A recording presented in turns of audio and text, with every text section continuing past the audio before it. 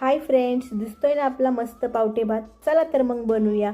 त्यासाठी इथे मी पावटा, टोमॅटो, कांदा, कोथिंबीर आणि खडे मसाले घेतलेले आहेत। तांदूळही स्वच्छ धुवून ठेवलेला आहे। कढईमध्ये तेल गरम करायला ठेवा। त्यात जिरी, मोहरी, खडे मसाले आणि कांदा छान परतून घ्या। कांदा छान परतला की त्यामध्ये टोमॅटो, पावटा घाला आणि पुन्हा हे परतून घ्या।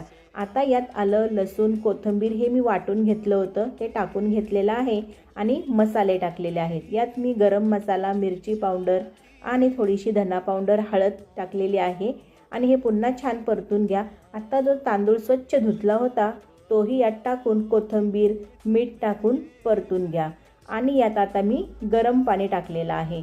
हो, गरम पाणी टाकल्यामुळे भात खूप छान होतो आणि पटकन उकळी येते। गरम पाणी टाकलं की एक उकळी आली की त्यावर झाकण ठेवून द्या। झाकण ठेवलं की अगदी 15 मिनिटात आपला भात हा शिजून तयार होतो। मस्त झालेला आहे भात। हो, माझी रेसिपी आवडली तर लाईक, शेअर, सबस्क्राईब